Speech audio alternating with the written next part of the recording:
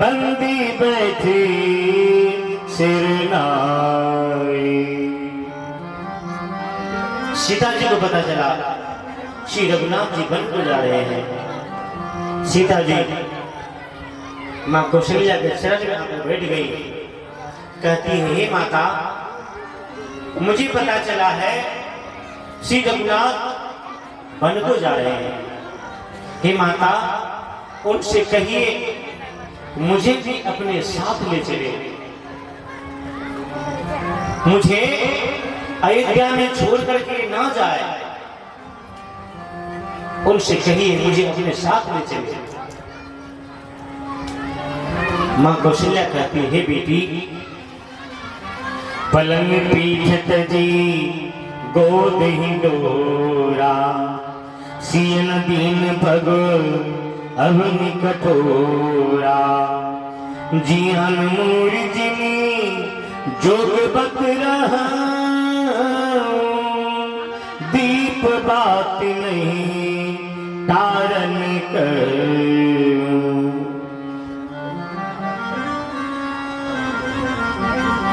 मां कौशल्या ने कहा,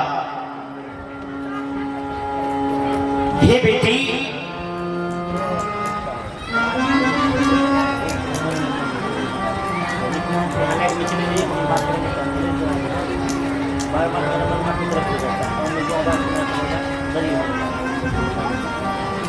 भोली सावधान चंद्र महाराज की जय।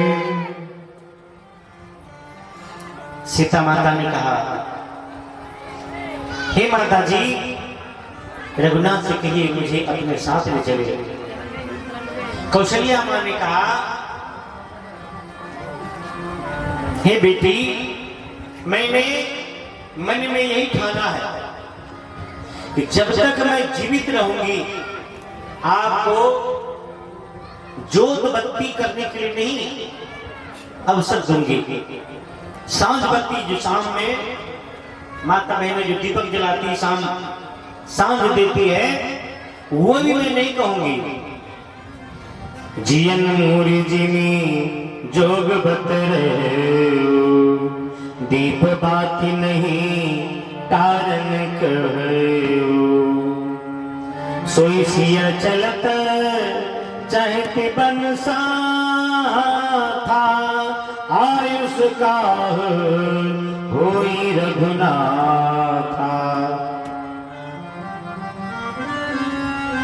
जब माता कौशल्या सीता जी को समझाने लगी तो सीता जी को लगा, सीता जी सोच रही है, मैंने तो समझा था कि माता को कहूंगी, माता आज्ञा दे देंगी रघुनाथ को, रघुनाथ साथ में ले जाने से मना नहीं करेंगे। परंतु यहां तो उल्टा हो गया, माता हमें समझाने लगी। इसलिए माता के पास बैठने से बात नहीं बनेगी। सीता जी माता कौशल्या के पास से श्री राम जी के पास आ गई और कहने लगी, हे नाथ, हमने सुना है आप वन को जा रहे हैं, तो मैं भी आपके साथ जाऊंगी, मुझे भी अपने साथ ले चलिए। राम जी ने कहा, हे सीते, लोग क्या कहेंगे? राम वन को गया, साथ में पत्नी को भी ले गया। इसलिए हे प्रिय, आप अयोध्या में रहिए। आपको पता है मेरे विरह में पिताश्री कितना दुखी है। हो सकता है मैं वन चला जाऊं, माता भी विवल हो जाए, व्याकुल हो जाए, बीमार हो जाए। इसलिए आप अयोध्या में रहिए, पिताजी का माता जी का सेवा कीजिए। जब जब मातु करें सुधि मोरी, हो ही प्रेम विकल मति भोरी।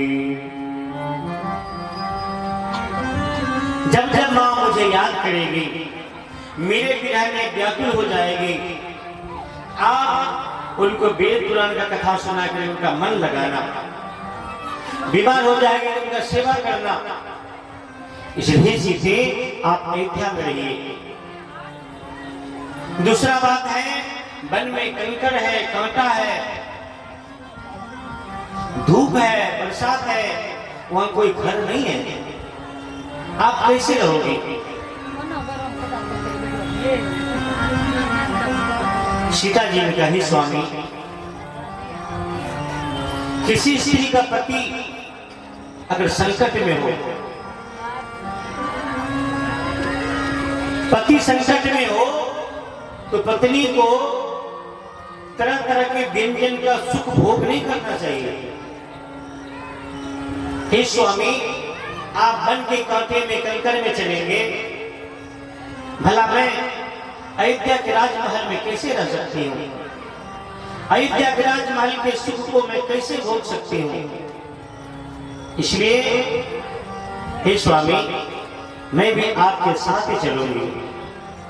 भोग रोग सम भूषण भारो, जम जात ना शरीर संसारो, जिय बिनु देह नदी बिनु बारी, तरसे नाथ पुरुष बिनु नारी। सीता जी कहते हैं, नाथ, जी बिनु देह नदी बिनु बारी, तैसे ही नाथ पुरुष बिनु नारी। हे स्वामी, जैसे इस शरीर से जीव निकलते ही इस शरीर का कोई मोल नहीं रह जाता है, इसको मुर्दा कहा जाता है। कोई व्यक्ति गांव से बाहर कहीं गुजर गया हो, उसके लाश को लेकर जब गांव आता है, कोई नहीं कहता फलाने व्यक्ति को लेकर गांव आ रहा है या फलाने व्यक्ति गांव पहुंचने वाला, नहीं, फलाने व्यक्ति का सब गांव पहुंचने वाला है। फलाने व्यक्ति की लाश जो है पटना से गांव आ रहा है। जैसे जीवित बिना शरीर को लाश कहा जाता है, मुर्दा कहा जाता है, और जब नदी में जल भरा रहता है, उस नदी को पार करने के लिए लोग तरह तरह का तरकीब लगाता रहता है, लेकिन वही जब नदी सूख जाती है, व्यक्ति जिधर मर्जी उधर से निकल जाता है। तो बिना शरीर का इस जीव का जैसे कोई मोल नहीं है, बिना नदी का, बिना जल का नदी का कोई कीमत नहीं रह जाता, कोई मोल नहीं रह जाता, वैसे ही बिना पुरुष का, बिना पुरुष की स्त्री का कोई मोल नहीं रह जाता। जी बिनु देह नदी बिनु बारी, तैसे ही नाथ पुरुष बिनु नारी। इसलिए स्वामी, आपके बिना मेरा कोई कीमत नहीं है, मेरा कोई मोल नहीं है। इसलिए स्वामी, मैं आपके साथ जाऊंगी। आपने कहा वन में कंकर है, कांटा है, धूप है, बरसात है, वहां कैसे रहोगी? हे स्वामी, मेरा सारा सुख आपके साथ में है। क्या आप भूल गए? क्या आप भूल गए? जनकपुर से आते समय मेरे पिता महाराज जनक ने क्या कहा था? हे बेटी, आज के बाद तेरा सर्वस्व ही राम है, आज के बाद तेरा सब कुछ राम है। हे नाथ, मैं बिना आपके अयोध्या में कैसे रह सकती हूँ? नाथ सकल सुख साथ तुम्हारे, शरद विमल बदन निहारी, बन देवी बन देव उदारा, कर है सासु ससुर सारा। हे नाथ, मेरे लिए सारा सुख आपके ही साथ है, इसलिए आप मन के कष्ट को झेलिए और मैं अयोध्या के सुखों को भोग सकती हूँ। ऐसा नहीं हो पाएगा। भोग रोग सम भूषण भारू, जम जातना शरीर संसार। जब पति पास में नहीं हो तो स्वर्ग 56 प्रकार व्यंजन जो है, तरह तरह का भोग जो है रोग के समान है। पति पास में ना हो, शरीर का जो आभूषण है आभूषण नहीं है, एक प्रकार का भार है। जब पति पास में ना हो, स्त्री को 16 श्रृंगार नहीं करना चाहिए। पति पास में ना हो, स्त्री को तरह तरह का आभूषण धारण नहीं करना चाहिए। स्त्री का जो भी श्रृंगार होता है सिर्फ पति के लिए होता है। भोग रोग सम भूषण भारो, जम जात ना सरे संसारो। बहुड़ी बच्चे कहीं लाल कहीं, रघुपति रघुवर तात। कभी बुलाए लगाए हृदय, हर सिन की खंगात। माता कौशल्या, पास में राम जी, पास में सीता जी, तीनों के तीनों हैं, आपस में बात चल रहा है। इधर से लक्ष्मण जी आए। लक्ष्मण जी कहते हे भैया, हे भैया, मैं क्या सुन रहा हूं? भैया मैं आपके लिए छत्र तैयार कर रहा था। भैया राम आज राजा बनेंगे, तो छत्र का सेवा मैं करूंगा, छत्र लेकर मैं आपके साथ में चलूंगा। भैया अब भी मुझे पता चला है, किसी ने कहा है लक्ष्मण आप ये छत्र क्या बना रहे हैं, किसके लिए बना रहे हैं? राम जी तो वनवास जा रहे हैं। हे भैया क्या सच में ऐसा बात है? क्या मैंने सच सुना? राम जी ने कही भैया बिल्कुल सही सुना। लक्ष्मण जी ने कही भैया मैं भी आपके साथ वन को जाऊंगा। राम जी कहे भैया अयोध्या में हो क्या गया? वनवास सिर्फ मुझे हुआ है, देवी सीता को देखो मेरे साथ जाने के लिए हट कर रही है। इधर तुम अलग कह रहे हो, मैं भी साथ में जाऊंगा, लोग क्या कहेंगे? राम एक अपना अलग बुद्ध बना रहा है। भैया वनवास मुझे हुआ है, तुम क्यों वन को जाओगे? देवी सीता वन को क्यों जाएगी? लक्ष्मण जी ने कहा हे भैया, अगर आप लक्ष्मण को जीवित देखना चाहते हैं तो अपने साथ ले चलिए, नहीं तो भैया अगर 14 वर्ष के बाद आप वन से वापस आएंगे तो लक्ष्मण आपको नहीं मिलेगा। राम जी का ठीक है, जाओ, अगर वन जाना चाहते हो तो अपनी माता से आज्ञा लेकर आओ। लक्ष्मण जी को लगा शायद भैया मुझे टालना चाहते हैं, मैं माता के पास जाऊंगा, माता मुझे रोक लेगी, माता मुझे अपने पास रोक लेगी, भैया राम इधर निकल जाएंगे। जाए कि नहीं जाए, जाए कि नहीं जाए? लक्ष्मण जी ने साफ कर दिया, साफ साफ कह दिया, गुरु पितु मातु ना जानो का कहूं स्वभाव नाथ पति आओ। मोरे सबे एक तुम स्वामी, दीन बंधु अंतर जामी। लक्ष्मण जी ने कहा गुरु पितु मातु न जानो काहू, कहूं नाथ स्वभाव पति आओ। हे भैया मैं सच्चे हृदय से अपने स्वभाव, सच्चे स्वभाव के कारण कह रहा हूं, मैं गुरु पिता माता किसी को नहीं जानता हूं, मेरी बात का विश्वास कीजिए। राम जी का भैया अगर वनवास जाना चाहते तो जाओ, जल्दी से माता से आज्ञा लेकर आओ, बिना आज्ञा लिए मैं साथ में नहीं जाऊंगा। लक्ष्मण जी नहीं चाहते हुए भी जाना पड़ रहा है।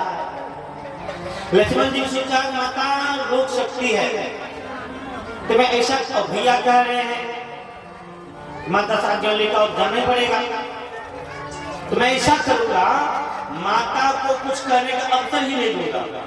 मैं जल्दी से जाऊंगा, माता को प्रणाम करूंगा और कहूंगा हे माता मैं भैया के साथ वनवास जा रहा हूं, इतना करके मैं भाग आऊंगा। माता ना कुछ कहेगी, मैं ना कुछ सुनूंगा, जल्दी आ जाऊंगा, ऐसा सोचते हुए वन में जा रहे हैं। जब माता के पास गए, मां कौशल्या अपने महल में उधर घूम के कुछ काम कर रही थी।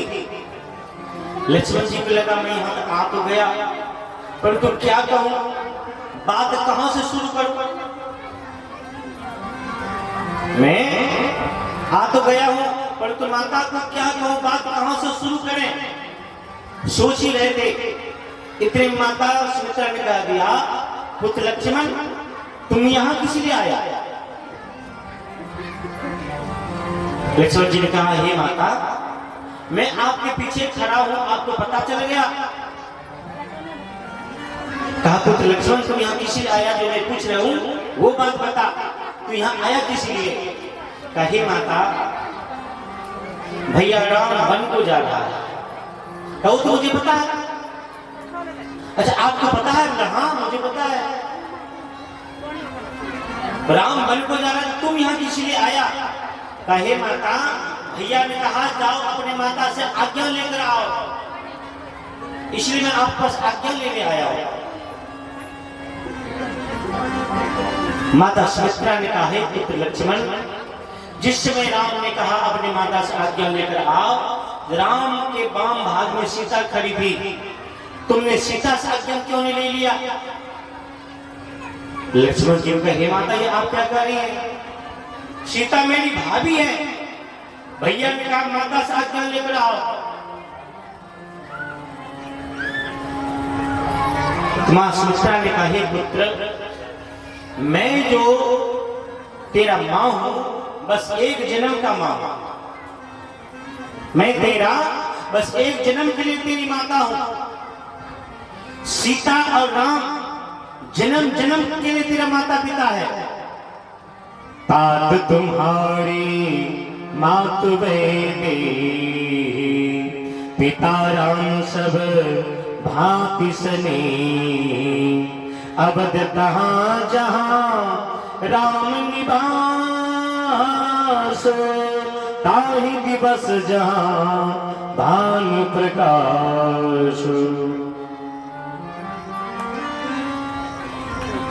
तात तुम्हारी मातु बेटी, पिता राम सब भांति सने, राम तेरा सब प्रकार से पिता है और सीता सब प्रकार से तेरी मां है। मैं तो बस एक जन्म के लिए तेरी मां हूं। और हे लक्ष्मण सुनो, अवध कहां जहां राम निवासो, अयोध्या का एक नाम है अवध, जहां की दंड के रूप में किसी का वध नहीं किया गया हो, जहां पर किसी का वध नहीं किया जाता हो, उसका नाम है अवध। परंतु हे पुत्र राम को यहां से जाते ही ये अवध अवध नहीं रहेगा, यहां पे कई प्रकार का वध होने वाला है, सिर्फ राम को जाने की देर है।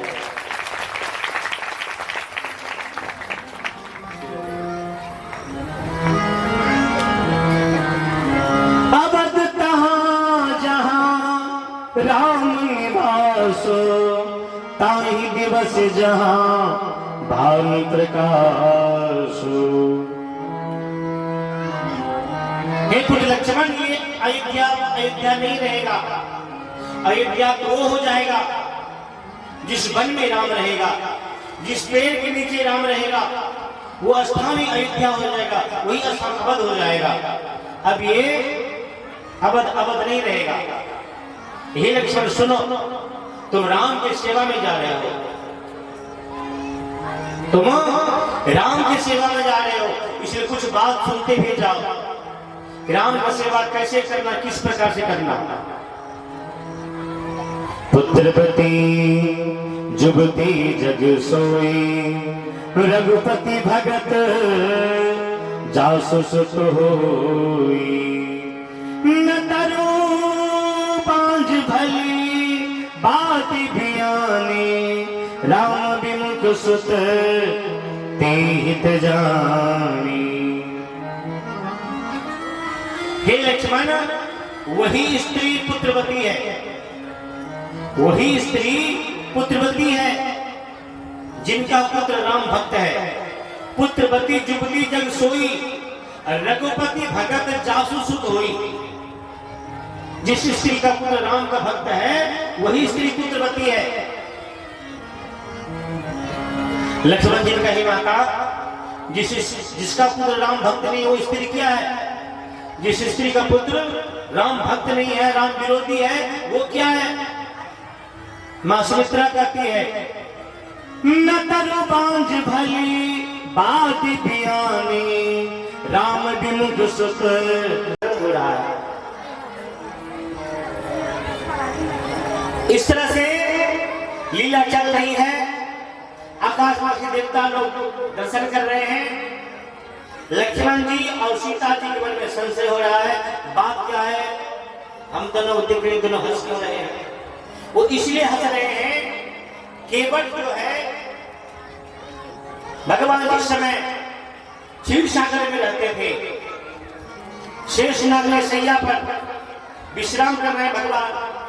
शेषनाग खन फुंकार करके भगवान को बरसात किए हैं, भगवान विष्णु के ऊपर, और लक्ष्मी जी चरण दबा रही थी। एक कछुआ आया भगवान का चरण स्पर्श करने के लिए।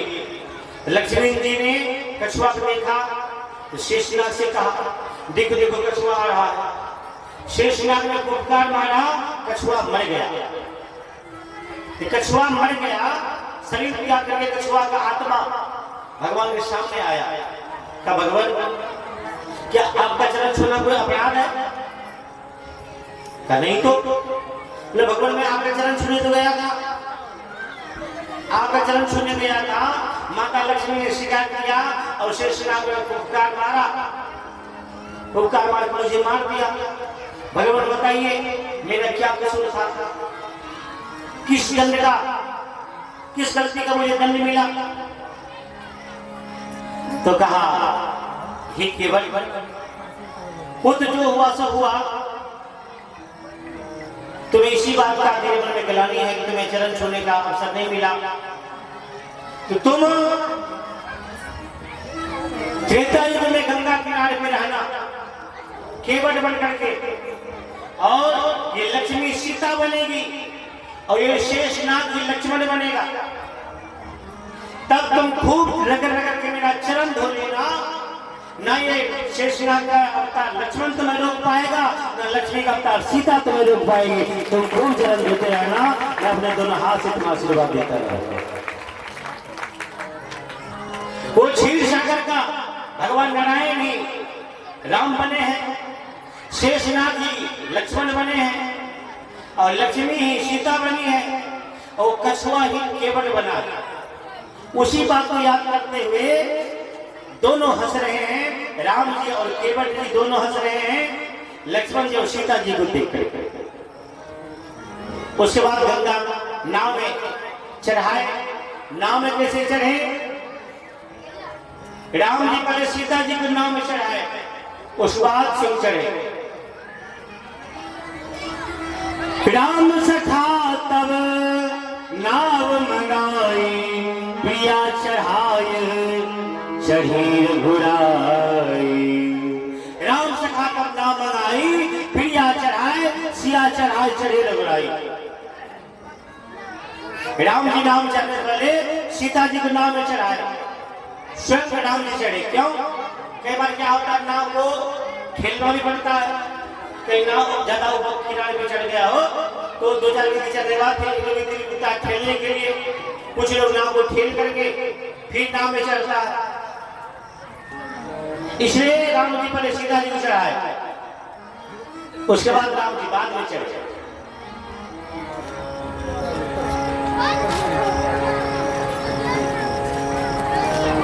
बोली श्याम रामचंद्र महाराज की जय।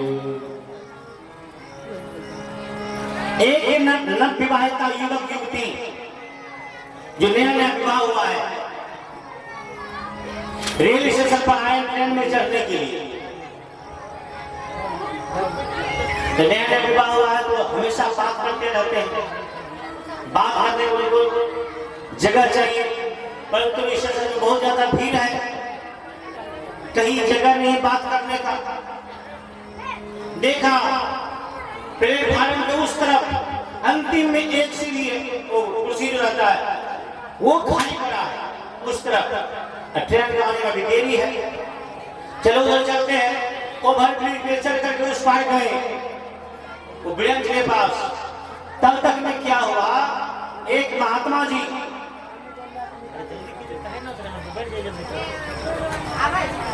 बोली शावराम चंद्र महाराज की जय। तो जब तक मैं युवक युवती पति पत्नी वहां पहुंचे बैठने के लिए, तब तक मैं क्या हुआ, वहां एक महात्मा जी चादर बिछा करके अपना पोथी पत्र निकाल के बैठ गए रामायण पाठ करने के लिए।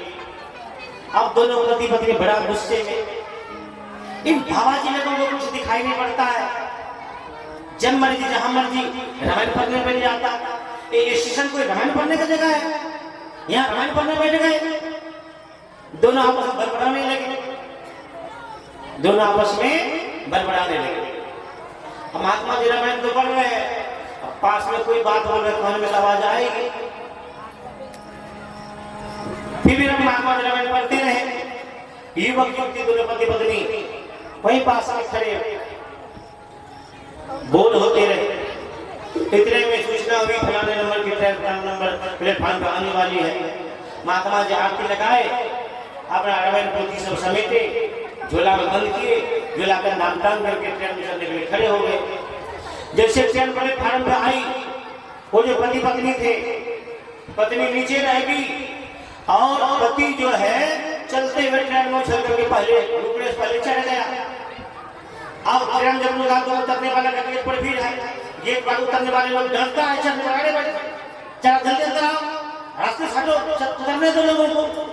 वो युवक अंदर चला गया, बहुत भीड़ था, सब लोग ऐसे उतरे, लोग चलने लगे, उतरने वाले चलने वाले, उतरने वाले चलने वाले, भीड़ लगा रहा। व्यक्ति अंदर चल जाता रहा, ट्रेन खुल गई, सोचा कि पत्नी चढ़ी होगी, गेट तक आया, देखा पत्नी नहीं चढ़ा, खिड़की से झांका, देखा पत्नी प्लेटफार्म पे खड़ी रहेगी, ट्रेन चल गई।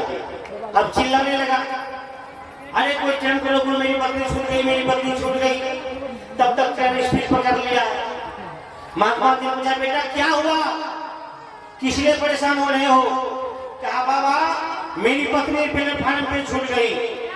बोला बेटा ट्रेन स्पीड पकड़ लिया और चैन भी खींचोगे तो कोई लाभ नहीं होगा, बहुत दूर आ गए हैं, अगला स्टेशन आएगा बसरा स्टेशन, वहां पे ट्रेन रुकेगी, उतर जाना, कोई बस टिकट पकड़ के आ जाना, फिर पत्नी को ले जाना, तब तक संकेत बैठो, आ जा मेरे पास बैठ जा। महात्मा जी अपने पास बैठाए, युवक बैठ गए, शाम से चले बस रात उतर जाएंगे। अब महात्मा जी कहते हैं बेटा तेरी पत्नी छूट गई, अगर तुम रामायण पढ़ा होता तो तेरी पत्नी प्लेटफार्म पे नहीं छूटती। युवक ने कहा क्या बाबा जी, आप भी मौका में तलाश में थे, एक मेरी पत्नी छूट गई, मैं परेशान हूं, आप जले पे नमक छिड़क रहे हैं, हम दुखी हैं, परेशान हैं, आप इसका फायदा उठा रहे, मेरा मजाक उड़ा रहे हैं। महात्मा जी ने बेटा मैं तेरा मजाक नहीं उड़ा रहा हूं, मैं हकीकत बात कर रहा हूं। जब मैं रामायण पढ़ रहा था तुम नाराज हो रहा था ना। युवक ने कहा उसी का बदला ले रहे हैं आप, उसी बदले में आप मुझे चिढ़ा रहे हैं। तो बेटा मैं बदला नहीं ले, मैं हकीकत बात कर रहा हूं। बेटा तुम रामायण पढ़ा होता तो तेरी पत्नी आप प्लेटफार्म पे नहीं छूटती। युवक ने कहा बाबा मेरी पत्नी छूटने के बाद क्या रामायण में लिखा है? ना बिल्कुल लिखा है, न कहां पे लिखा है, कहां पे लिखा है? महात्मा जी ने पढ़ करके सुना दिया, राम सखा तब नाम मंगाई, प्रिया चढ़ाए चढ़े रघुराई। राम जी जब नाव पे चढ़ने लगे, सिया चढ़ा चढ़े रघुराई, पहले सीता जी को नाव में चढ़ाया, उसके बाद राम जी नाव में चढ़े। बेटा अगर तुम रामायण पढ़ा होता, पहले तुम उछल के नहीं चढ़ता, पहले अपने पत्नी को ट्रेन में चढ़ाता, तुम तो ट्रेन खुलने के बाद भी उछल करके चढ़ जाते, तेरी पत्नी प्लेटफार्म पर नहीं छूटती। रामायण में हमारे जीवन की सारी बात लिखी हुई साहब, अलग से कुछ नहीं लिखा हुआ है। आप मिलाएंगे आपको लगेगा कि ये मेरे जीवन की बात है, अरे ये घटना तो मेरे जीवन में घटा है, ऐसा लगेगा। सिर्फ अनुभव करने का जरूरत है साहब, सिर्फ अनुभव करने।